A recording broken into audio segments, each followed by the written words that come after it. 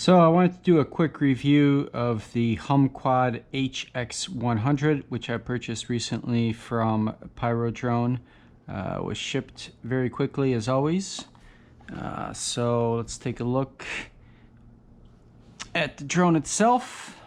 Here it is. It's very stealth looking. It actually comes with the 4-bladed props installed. The motors and everything on here is really BetaFPV R1103 8000 kV. This is pretty light, very comparable to the what is this? The Primo, the gnarly Primo that I put together. The motors are quite a bit less coggy than the Hyperlights. In terms of power, I have flown it on 2S and 3S. So these two batteries here. I can tell you that it flies better with 3S. However, I do not have extensive flight testing because right now this thing has a fatal flaw, and I'm not sure if it's just the unit that I received or if they all have this issue, but the video transmission on this is terrible. I know it's putting out good power. I've tested it with my immersion RC power meter, and it's putting out more power than both my Primo and the Ishin trash can. Yet anytime it's any distance away, basically about a third of the screen is distorted and then eventually goes black. I've tried positioning this antenna, was stock, just basically a little bit lower than horizontal. It just cleared the props.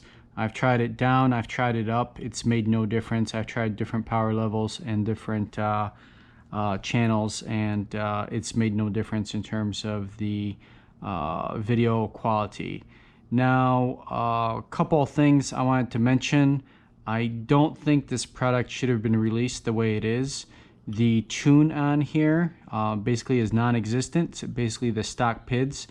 The reason I know that is I've purchased this 12 amp BetaFPV board standalone, and it has the exact same PIDs. So in my opinion, if you're going to sell a bind and fly, it should be tuned, and it should probably be tuned to the range of the cells that it supports. So if since we have 3 possibilities for PID tunes, it should have a pin tune for a 2S, a 3S, and maybe since this comes with 2 different types of props, maybe even one for the different type of props.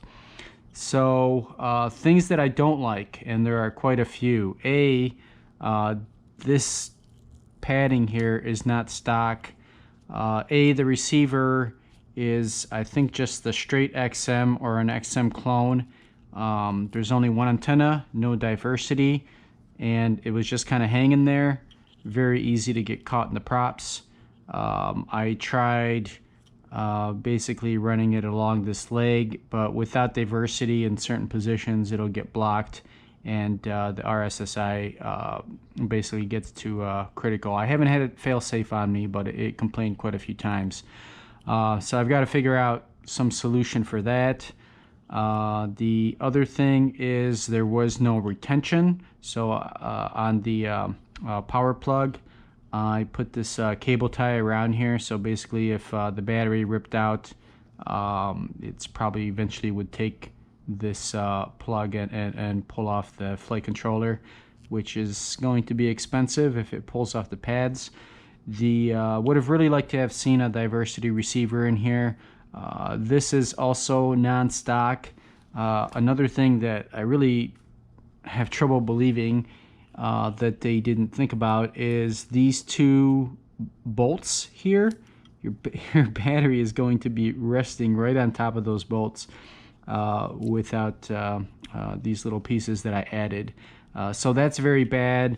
Also, the battery, even though I really prefer the straps over the TPU mounts because it allows you to use a variety of different packs, this strap here is very slippery and allows the battery to slide forward and back.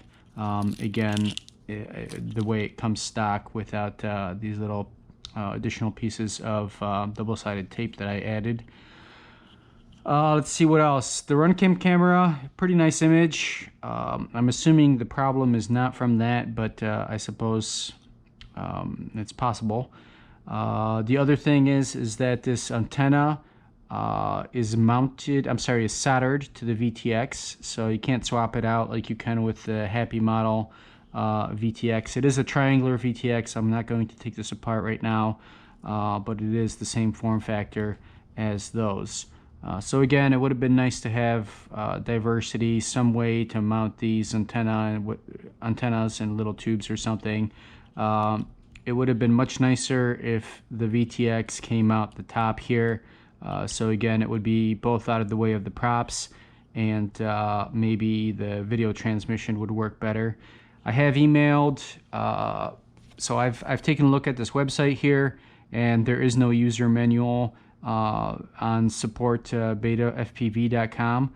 I have emailed HumQuad regarding the poor video transmission 2 days ago, and as of yet I have not received a response, so that's kind of disappointing. I'm trying to think what else I have to say about this. So again, I haven't flown this much because of the video transmission issues, but it would have been nice if they provided proper tune for this also. And yeah, I guess that's about it for now. Hopefully if the video transmitter gets replaced, or the quad gets replaced, I will be able to do a follow-up review. I think it probably should fly pretty good, or at least comparable to the Primo, but you can't really say for sure. The reason why I bought this is because I needed some parts, but after I saw this I thought it would be kind of cool, and I thought it'd be kind of interesting to see what a properly tuned toothpick flies like. But unfortunately, again, since it didn't come with a tune, I guess that's still a question that's left unanswered. Finally, I wanted to add one other thing. This all-in-one does not have buzzer pads, and it does not come with a buzzer. The D-Shot buzzer on these motors is super quiet, and with this being all black, it's going to be very difficult to find if you lose it. I have not tried playing around with the ESC settings yet to see if I can make that louder, but both the Sheen Trash Can and the Primo D-Shot buzzer is louder than what this guy manages it. There's also no LEDs aside from the ones that are inside on the board. So again, if you drop this in tall grass or someplace where it's obscured, it's going to be very difficult to find. By the way, I love these batteries, the race day quads. They roll. All right, hopefully that was helpful. My verdict on this right now is a definite do not buy unless BetaFPV can fix some of these issues. There's just much better quads out there for cheaper price at this point, or build one yourself. Thanks.